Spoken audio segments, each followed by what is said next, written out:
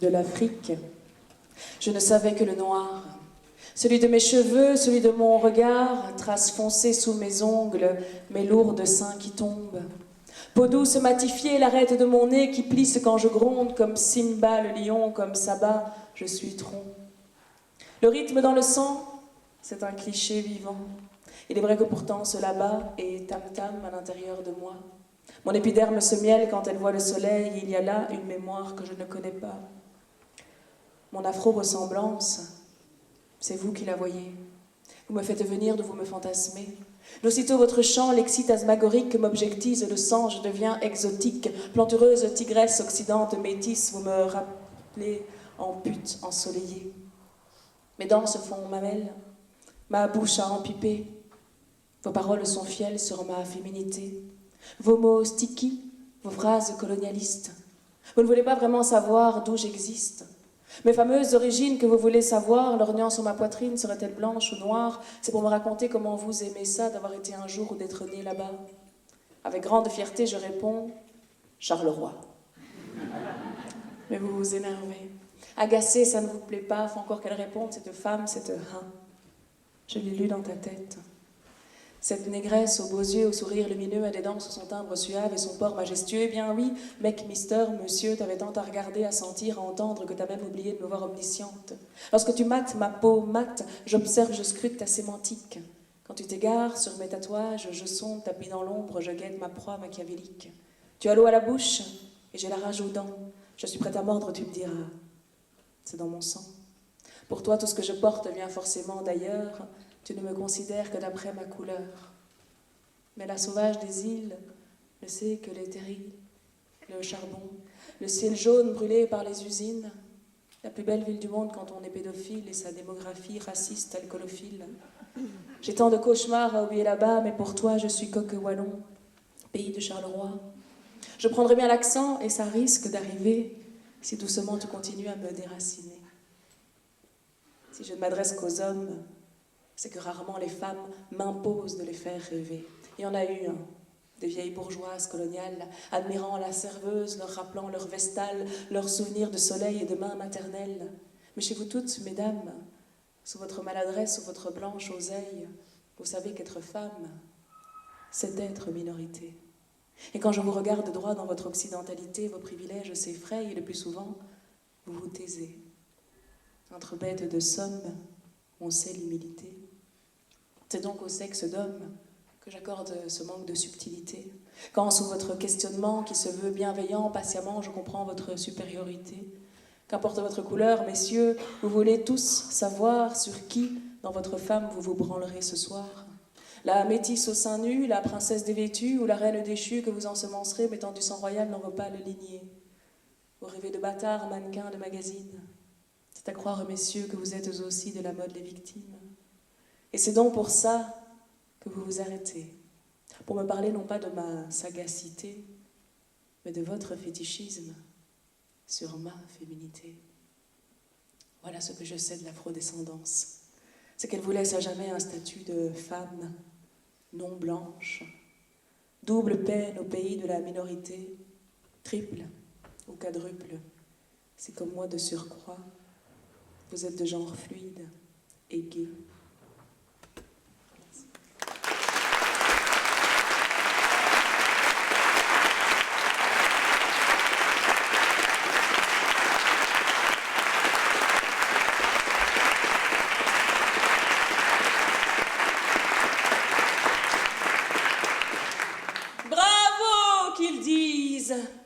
Félicitations, verre de cava à la main avec admiration comme l'actrice qui sort de scène, t'acceptes les congratulations, bravo qu'il tease. Félicitations. T'es courageuse, t'as du mérite, t'es heureuse maintenant que zip. Ils boivent un petit coup d'éthanol et tu sens leur odeur d'alcool. Bravo qu'ils disent, félicitations. Petit compliment, accepte-le. Passé oublié, avoue qu'ils disent, félicité. Et tu repenses quand tu vendais ta viande féminité pour continuer à te saouler. Et vaut qu'ils disent, félicitations. Tu prendrais bien un rail de C pour supporter de les écouter. Mais eux qu'ils disent, quelle détermination, mais dites-nous donc, c'est comment la sobriété? plus dur, ce n'est pas d'arrêter. 21 jours de solitude, d'entrailles à vide, de peau grattée, c'est le temps que ton corps prend pour que de l'envie tu sois délivré. Mais dans ta tête, il y a d'autres fêlures à colmater. Un abandon, une déchirure, des viols, un deuil, ça fait rêver. Hein. La vie est un salopard qui court. Quand comme la mienne, elle était trop dure, tu bois pour pouvoir l'oublier. Eh bien en fait, c'est pas si sûr que ta mémoire est effacée, les souvenirs, on les perdure, brouillard de débauché. Tu crois que c'est à l'usure que tu feras une croix sur ton passé, mais on te le dit, te le jure, boire, c'est pour vivre sans se tuer. C'est un suicide en continu, d'exister, instinct de survie, de survivor, t'expliquer que t'as pas tort, que tu te niques à la cirrhose pour pas finir en overdose, mais il y a des soirs et des réveils. Surtout des réveils. Où tu penses que si t'avais réussi ta mort, ton taillement de veine ou ton OD, tu serais pas obligé de te réveiller avec un putain de pédophile dans les pensées. Tu te ferais pas soigner parce que tu violes en fantasme des petites filles pour te masturber. C'est le seul lien qu'on t'a appris, qui dure pour l'éternité, valeur sûre, le viol, c'est mieux qu'aimer. L'amour, ça dure un temps. Le viol, c'est à jamais. Tu marches violé, tu parles violé, tu penses violé, tu manges violé, tu chantes violé, tu chies violé, tu ris violé, tu vis violé, tu jouis violé, enfin. Quand il arrive, quand tu zappes que ta première jouissance était un viol dans ton enfance, saupoudre ça d'un monstrueux secret de famille, d'un père pas là, d'une mère qui boit, de racisme ordinaire, d'LGBTQIA+, phobie, et tu arrives à « Bravo !» et « Félicitations, hein, t'es courageuse, hein. Mais maintenant, t'es heureuse. »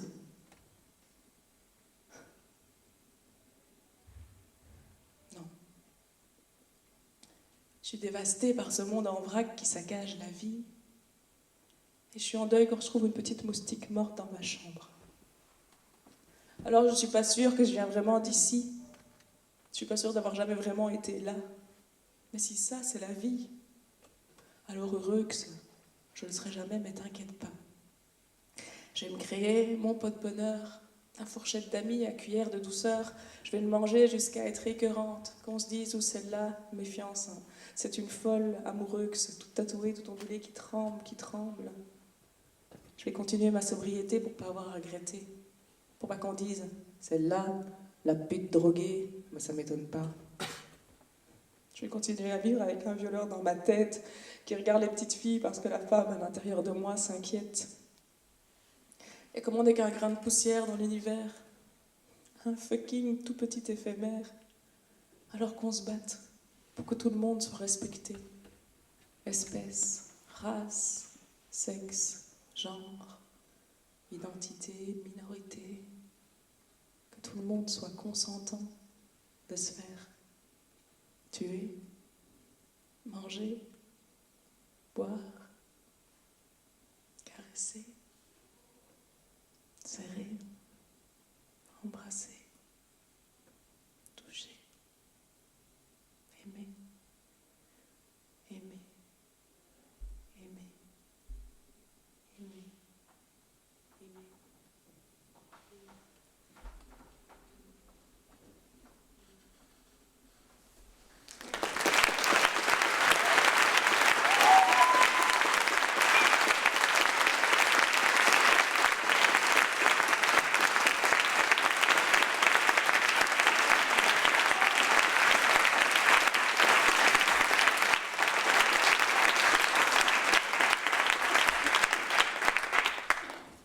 Celui-là, je vais dire le titre parce qu'il me semble important. Et voilà, il est un peu plus long que 3 minutes. C'est pas vraiment un slam. Enfin, c'est un slam, mais c'était une commande. Et voilà. Et donc, il est un peu plus long que 3 minutes. Ça s'appelle Une vie de femme X. La première fois que j'ai embrassé un garçon, j'avais 5 ans. Il était blond aux yeux bleus. On s'embrassait sous l'eau au club de natation. On a présenté nos mères. Le sourire de la sienne s'est crispé en apercevant derrière ma mère blanche une petite métisse aux yeux foncés. Je ne l'ai plus jamais revue. La première fois qu'on m'a mis des doigts au travers de mes collants, main plaquée contre la bouche, j'avais 6 ans. J'ai eu honte, j'ai eu peur, j'ai eu mal. Je ne voulais pas qu'on se fâche sur le garçon. Il me défendait quand on me crachait dessus. La première fois que j'ai vu un James Bond, j'avais 7 ans, mon parrain m'a violée en me parlant des James Bond Girls. Je me suis défendue, j'ai parlé, la justice m'a demandé des preuves. Silence, sidération. La première fois que je suis devenue mère, en ramassant la mienne, en toutes circonstances, veille d'examen, jour d'examen, samedi, dimanche. La première fois qu'un homme m'a fait tournoyer en l'air dans ma robe, ce n'était pas mon père. Il m'a serré contre lui et m'a dit que je savais plaire, que je savais être une petite fille attirante. 7 ans et demi. La première fois qu'on m'a fait du mal dans la cour de récréation, je ne me souviens plus exactement. On m'a insulté, retourné les doigts, lancé des bâtons. La première fois que j'ai eu un rapport zoophile, j'avais 8 ans. Je ne voulais plus faire partie de la société des hommes, c'est eux les bêtes sauvages. La première fois que j'ai tenté de me suicider, j'avais 9 ans. Premier essai, début de l'automutilation. La première fois que j'ai eu mes règles, j'avais 10 ans. Déception. Je ne serai jamais homme. À l'école, on m'a laissé ensanglanter ma chaise et à un anniversaire, on m'a attachée pour voir la couleur de mes tétons. La dernière fois que j'ai pissé au lit, j'avais 11 ans et demi. La première fois que j'ai pris un bain avec des copines, elles ont dit que ma kikine n'était pas normale, qu'aucun homme ne voudrait de moi. Elles avaient 13 ans et avaient déjà perdu leur virginité. La première fois que j'ai arrêté de manger, j'avais 12 ans. La première fois que je me suis fait vomir, j'en avais 13. Tourbillon aigre, doigt dans la gorge, 14. Médicaments, vomir, maigrir, disparaître, 15. Boire du vinaigre d'alcool, 16. Des produits d'entretien, 17. Du parfum, mettre des pulls en plein été, bras trop scarifiés. Objectif, 49 kilos. Solitude. La deuxième fois que j'ai tenté de me suicider, j'avais 18 ans. Overdose de médicaments, arrêt cardiaque dans l'ambulance, blackout, réveil, silence, silence de ma mère, hurlements, bière, fin de notre histoire, deuxième essai. Cette année-là, au conservatoire, on m'a dit que j'étais une Ferrari avec un moteur de 2 chevaux. Belle carrosserie, mais ça n'avance pas. Une athlète tahitienne, belle à regarder, mais ne sert à rien. 6 mois plus tard, on me brisera le cœur. La première fois que j'ai fait l'amour, j'avais 19 ans. Mon prof, 47. Envoyé chez lui parce que je n'articule pas assez, certainement à cause de mes lèvres trop grosses, paresseuses, manquant de vélocité. Quand je l'ai quitté pour un autre prof, il me dira « Tu n'es pas la première et tu ne seras pas la dernière ». La première fois que je me suis fait sodomiser, c'était la deuxième fois que je croyais faire l'amour. Je pensais l'avoir bien cherché avant de comprendre que c'était un viol. La première fois que j'ai abusé de quelqu'un, j'avais 20 ans. J'ai pris son affection pour autre chose, je m'en voudrais toujours. Quand j'ai vu qu'elle s'était endormie, je me suis arrêtée. La première fois qu'on m'a aimé longtemps, j'avais 21 puis 22 ans. Ces privilèges nous ont séparés, nos alcoolismes, nos différences.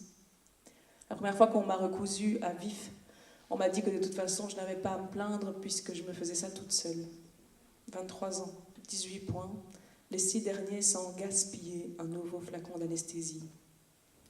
La première fois que j'ai couché avec un acteur de film porno, je l'ai très bien vécu, j'avais 24 ans. La première fois que je me suis prostituée, c'était pour un verre de gin. J'avais 25 ans. J'ai eu 2 bouteilles. La première fois qu'on a tenté de me tuer, je me prostituais pour de la drogue. Droguée, battue, pute qui aime ça refiler le sida à des bons pères de famille. Attendre qu'il se fasse une latte, sauter de la voiture, poursuite face au canal, frôlée par la tôle. J'ai 26 ans. Rejoindre mes amis dans un bar, minimiser. Cocaïne offerte pour tout le monde. La première fois que j'ai parlé à un médecin de mon alcoolisme, il m'a dit que j'étais une trop jeune femme pour avoir cette maladie, que j'étais juste une fofolle fêtarde qui aimait bien picoler. J'avais 27 ans, j'essayais de me sevrer seule, fièvre constante, proche du delirium tremens. La première fois qu'on a refusé de coucher avec moi, on m'a dit que le corps était un temple sacré et que le mien ne l'était pas. La première fois que j'ai vu une psychiatre, j'avais 29 ans. Elle m'a dit que j'avais le droit d'être là. La première fois que je me suis autorisée à réussir ma vie, j'avais 30 ans. La dernière fois qu'on m'a larguée, elle m'a dit que je symbolisais tout ce que sa famille était supposée détester. Noir et gai. La première fois que j'ai réussi à avoir un orgasme avec une femme que j'aime, 31 ans. Après beaucoup de tendresse.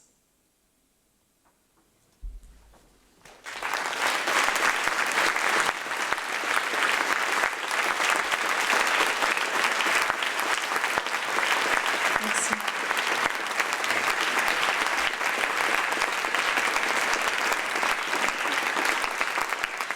Si vous voulez, je propose un petit échange maintenant pour faire une petite pause. Et Et après, si vous voulez encore, on peut repartir dans 3 autres textes. Mais comme ça, on fait un petit... parce que je sais que mes textes peuvent être un peu forts, donc c'est bien aussi de faire une pause.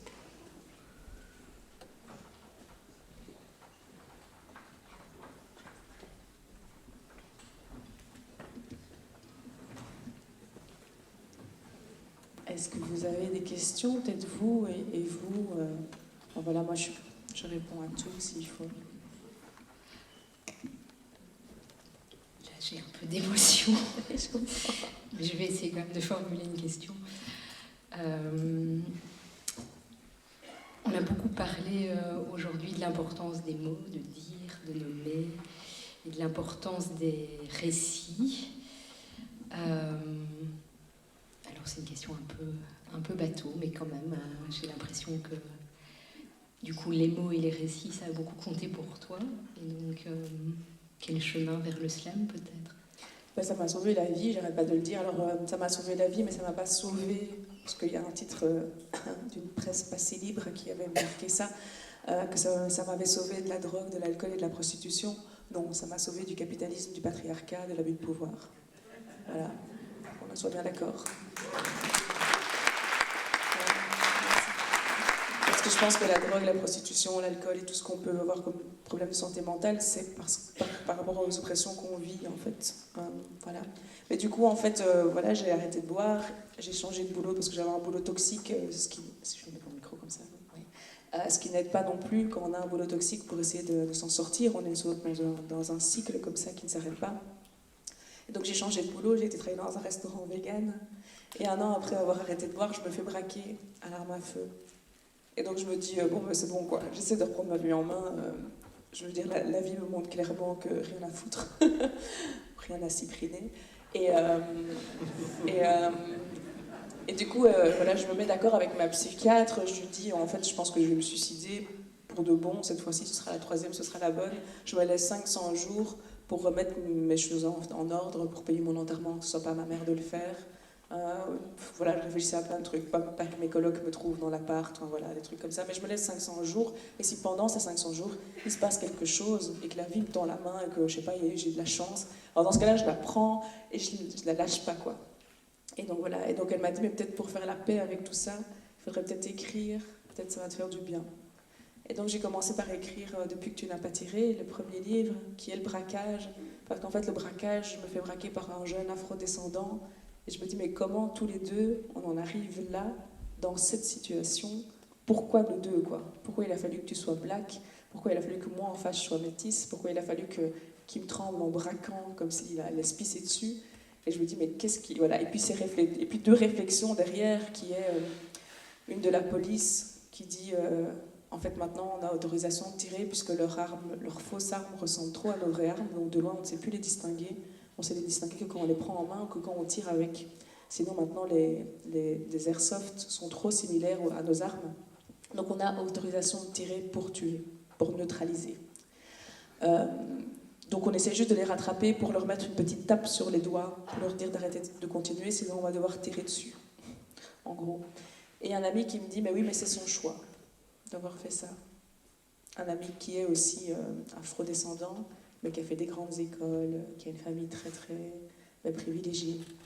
Donc voilà, mon questionnement vient de là, et j'écris ce livre, et il gagne un concours, puis on me dit en fait c'est du slam, puis je vais slammer aux Fleurs du Slam, et Lisette Lombé me prend pour une scène, et de là ça a été très très vite, ça fait vraiment que 2 ans et demi, 3 ans que je fais du slam, même si j'étais déjà actrice avant, mais que je ne travaillais pas parce que... Voilà. Voilà. Mais donc l'importance des récits, c'est ça. C'est effectivement, ma psychiatre m'avait dit, mettre sur papier, c'est une façon de faire la paix avec les choses. Et peut-être aussi de gérer sa colère, parce que je me rendais compte aussi que quand je buvais ou quand je faisais tout ça, quand j'étais dans ce maelstrom d'autodestruction, c'était toute la colère que je n'arrivais pas à repointer vers l'extérieur, parce que je ne suis pas quelqu'un qui arrive à faire du mal. Enfin, j'en ai fait certainement, mais je veux dire, j'ai du mal à retourner le couteau. Donc je retourne tout le temps vers moi. Et voilà. Je ne sais pas si c'était clair. Pardon. Merci. Est-ce que quelqu'un souhaite poser une question, apporter un commentaire, une réflexion.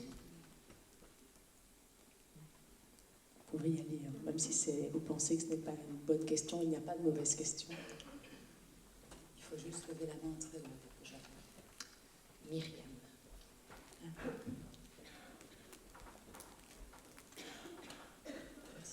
Merci. Même si on t'entend plusieurs fois, ça fait toujours autant d'émotions, je dirais. Je voulais savoir, qu'est-ce que tu as pensé de l'invitation à venir slammer aujourd'hui dans ce colloque et avec la salle qui est la nôtre? J'ai trouvé ça hyper intéressant. C'est pour ça que j'ai voulu vous faire le dernier texte des trois, Une vie de femme, parce que je pense qu'il y a beaucoup de choses encore qu'on ne réalise pas par rapport aux intersectionnalités que peuvent avoir les personnes qui souffrent de problèmes mentaux. Et comment, en fait, ça fait des dégâts d'une autre manière. C'est pas plus ou moins important, je ne compare pas les souffrances. Mais effectivement, j'ai remarqué en écrivant tout ça que dans la vie, le fait d'être racisée, le fait d'être assignée femme, le fait de ne m'avoir jamais considérée comme ça, le fait d'avoir vécu dans la précarité, en voyant l'oppression de l'homme, le fait qu'on m'ait dit toute ma vie, ou même en fait que j'ai eu comme modèle, on va dire, à la télé ou des trucs comme ça, que forcément des métis tatoués dans les films, c'est souvent des prostituées, des drogués, etc. En fait, je pense que même si je ne crois pas au déterminisme sociétal, ça joue en fait. Ça joue et donc c'est important de cibler exactement les intersectionnalités des personnes parce que ça ne fait pas les mêmes dégâts, pas au même endroit. Il y a quelqu'un qui prenait cette histoire d'une voiture en fait. Quand voilà, par exemple le sexisme ou le patriarcat, c'est une voiture qui te vient de face quand tu es une femme, ou quand tu choisis ton identité c'est femme, ou juste quand tu es sexisée par la société, voilà, pour être plus large. C'est une voiture qui te vient de face. Le fait que tu sois racisée en plus, c'est une autre voiture qui vient de côté. Le fait que tu viennes d'un milieu précaire ou que tu n'aies pas peut-être les armes pour distinguer que tu vis des oppressions et que ce n'est pas donc toi qui est à la naissance de ça, c'est une troisième voiture. Je pense que, du coup, essayer de comprendre tout ça, moi, ça m'a aidé à me dire que j'étais pas folle ou fou. Et ça a mis beaucoup de temps, parce qu'avant, je pensais que c'est moi qui créais ça chez les gens. J'étais persuadée que j'en étais responsable. Et c'est ça que je voulais dire. Et voilà, et avant de trouver ma psychiatre, j'ai quand même fait quelques psys. Et en fait, on pense souvent que... Il y en a un, il m'a dit, mais en fait, je vois pas ce que vous faites ici, vous êtes très intelligente et j'ai rien à vous apprendre. Je dis, oui, ça n'a rien à voir. Voilà, donc je pense que c'est important, en tout cas, que dans les milieux qui traitent de la santé mentale de manière large, on se rend compte que, je sais pas, et en fait, ma psychiatre, elle m'a donné une légitimité, je le mets dedans, elle m'a dit, t'as le droit d'être là. Parce qu'en fait, on n'est pas apte à se soigner de certains traumas, même si on est très intelligent, ça n'a rien à voir. Il y en a aussi peut-être plusieurs qu'on n'a pas encore décelés et qu'on du coup on ne sait pas travailler dessus en fait. On a besoin d'avoir la validation que en fait oui c'est un trauma. Il y a beaucoup de trucs où avant je ne sais pas que je me prostituais avant. C'est en allant chez ma psychiatre et en définissant pour moi ce qu'était la prostitution et le travail du sexe qui pour moi sont deux choses différentes. En définissant pour moi ce qu'était mon identité, en fait c'est en définissant pour moi ce qu'était le consentement aussi que je me suis rendu compte en fait de tout ça. Et du coup, ça c'est hyper important, je trouve, qu'on ait ce prisme-là en fait quand on reçoit quelqu'un, je pense en tant que psychiatre ou que grand acteuriste de la santé mentale, qu'on sache déceler en fait ça. Oui, les personnes ne sont pas toujours... Enfin, l'intelligence n'a rien à voir là-dedans. Oui, il y a des choses peut-être qu'elles ne voient pas encore. Et du coup, en fait, voilà, moi, quand j'étais dans mon maelstrom d'autodestruction, je pensais sincèrement que c'était un choix, que c'était mon choix. Et d'une certaine manière, c'était pour moi la seule façon que j'avais pour réagir à ce patriarcat. C'est que ma mort devienne mon choix. Mais en fait, voilà, après, ça se passe pour différentes personnes et tout le monde est différent, tout le monde le vit différemment. Mais ça m'a aidé tout ça. Et je pense que c'est important du coup que les actrices de la santé aient ça en tête, en fait. De vraiment redonner en fait juste le choix à la personne. Et pour moi, le choix, c'est l'esprit critique qu'il peut avoir sur sa situation en lui ouvrant bien toutes des portes. Parce qu'en fait, c'est ça, comme quand mon ami dit que le jeune garçon, c'est son choix de me braquer. Qu'est-ce qu'il a d'autre comme choix? Est-ce qu'il est conscient qu'il y a un autre univers? Et du coup, ouais, c'est pour ça que c'était important pour moi d'être là et de partager ça avec vous. Parce que je pense que là-dessus, ça peut encore avancer. Et il ne faut pas oublier que l'abus de pouvoir se reproduit dans tous les milieux professionnels et la médecine aussi. Et voilà, et donc c'est important de, peut-être pas de le dénoncer, hein, et je parle vraiment pas de... Enfin, je sais qu'il y a plein de conditions qui font que, mais il y a quand même ce système d'abus de pouvoir, et comme on est dans une société patriarcale, mais qui est envers l'homme blanc, cis, het, voilà, qui est mis en place et qui découle dans tous les milieux, qui ruisselle dans tous les milieux. Et donc voilà, c'est important pour moi de dire, de faire attention à ça. Merci.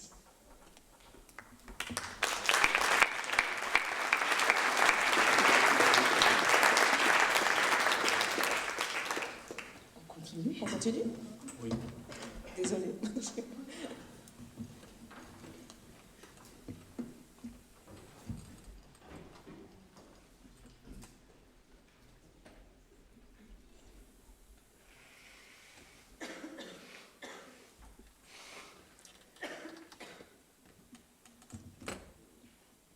Tu peux dire que je suis belle. I don't know what I look like. Tu peux dire que je suis beau. I don't know what I look like. Tu peux dire que je suis mince. I don't know what I look like. Tu peux dire que je suis gros. And I don't know what I look like. Je sais que ça te fait peur de m'écorcher par erreur, mais la seule chose dont j'ai peur, moi, c'est de perdre le sourire quand je croise mon reflet. C'est de voir cet inconnu connu qui souffre en silence, parce que les mots manquent pour exprimer la dysphorie de genre. Tu dis que je suis belle, une belle personne, et je me demande comment à travers ma peau tu ne vois pas les millions de cicatrices, l'étincelle perdue dans le fond des bruns yeux que je simule pour avoir l'air normal. Je suis pas superficielle, j'aime tous les corps que la nature fait, peu importe ton Dieu. Je reconnais que la haine du mien est souvent due à des petits mots griffes, à des petites concessions aberrantes sur les différences. L'apologie de la norme comme seule déesse alors que le cosmos est rempli de petites ratures, de petites fractures, ébauches de rayures, et pas un seul endroit n'est semblable à nous deux. J'ai dans le cœur des amours violentes pour toutes choses vivantes, sans avoir besoin de les cataloguer. Et je ne sais pas t'expliquer cette étrange façon que j'ai de ne pas me trouver. Tu peux dire que je suis belle, but I don't know what I look like. Tu peux dire que je suis mince, que je suis beau, que je suis gros. Tu peux même dire bello, but I don't know what I look like. Cette enveloppe, c'est trop peu, trop concret, trop serré. Je m'y sens à l'étroit dans les regards des autres. Et je ne dis pas que c'est ta faute. Je pense juste que tant qu'on peut aider les gens qui se haïssent et qui se grisent pour se gommer à récupérer un peu de douceur, alors donne-leur ton sourire et pas un compliment sur leur physique. Je te remercie de valider mon existence selon tes critères de beauté. Merci de vouloir soulager mes peines, merci d'essayer, mais j'en ai rien à faire d'être bello tant qu'un ou une seule d'entre nous pourrait ne pas trouver grâce à tes yeux. C'est quoi la beauté dont tu parles ? Si elle génère tant de larmes salées, et ce rictus d'inconfort dans chaque miroir, et cette impossibilité d'être aimé pour ce que tu es. I don't know what I look like, I don't know what I am, I don't know if I should find it. Non, je ne sais pas à quoi je ressemble, ni à quoi je voudrais ressembler. Je sais juste l'insécurité de se vouloir du mal, et la difficulté à renouer des liens avec soi, l'absurdité d'avoir un corps en bonne santé, une santé mentale en berne, la proximité des joies artificielles et la distance du bien-être. Je suis au conflit des identités et mon corps est un terrain trop petit pour mon cœur. J'ai tant d'amour à donner et j'ai pas appris à en recevoir. J'ai surtout peur que tu me regardes sans rien voir d'autre que mes inaptitudes pour la vie et la rage que je porte comme une peau de chagrin, peu importe si je suis belle, beau, mince ou gros, par rapport à quoi. Une norme dans laquelle je rentre pas. I don't know what I look like, but I know what the worlds need. Plus de place pour les différentes forces de vie.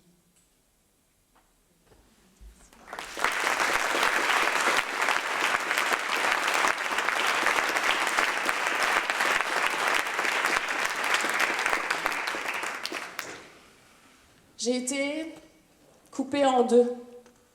Moitié perdue, moitié jetée, ligne verticale, fruit ouvert, trop tôt, trop jeune, chanson pas mûre, coupée en deux par le milieu, trépanée du clito au crâne, moitié-moitié, joie et affliction. Il y a de l'eau qui coule quelque part, mais jamais ne la touche, même si je est mouillé. Il y a de l'eau, des rires, pourtant je est deuil. L'enfance se stoppe ici, au milieu de la poitrine. Tu me touches dans mon petit maillot de bain rose et tu tues la petite grenouille, vilaine grenouille sur mon sein qui ne fait rien pour me dévioler. Tu parles de James Bond, comment il est fort. J'observe les James Bond girls et je sais pourquoi elles finissent toujours par tuer. Je les trouve sexy dans leur bikini et je sais déjà que je suis gay. Mais tu me coupes en deux, moitié garçon, moitié fille, moitié, chacun chacune terrorisé, chacun chacune massacré, mouillé et sec, ensemble vieillis par ta main sur son sein, sur leur torse. Petite grenouille croasse et meurt. Aucun des trois ne survivra. Je suis moitié humaine, 50% cassée, demi-âme enterrée dans le cimetière des petites grenouilles. Incision sur ma pierre tombale, C.J. Marie, 7 ans et demi. Dans leur poitrine était un trésor, ils étaient des enfants. J'ai été coupée en deux par le milieu, moitié perdue, moitié jetée, ligne verticale, fruits ouverts. Trop tôt, trop jeune, chanson pas mûre, coupée en deux par le milieu, trépanée du clito au crâne, moitié, joie et affliction.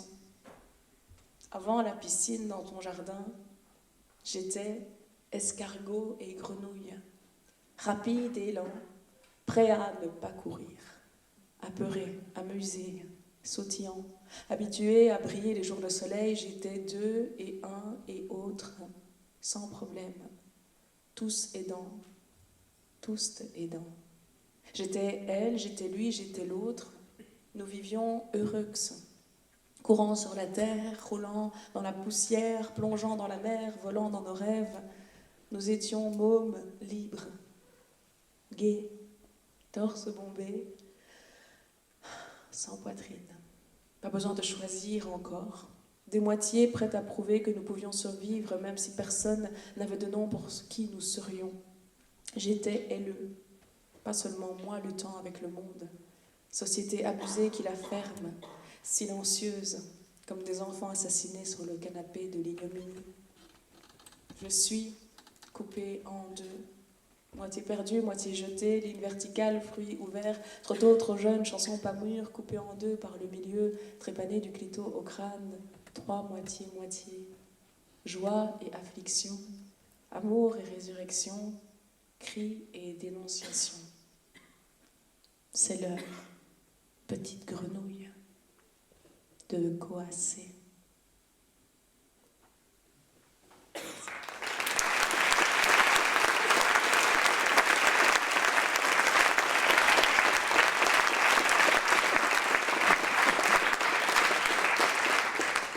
Roméo, oh Roméo, pourquoi es-tu Roméo?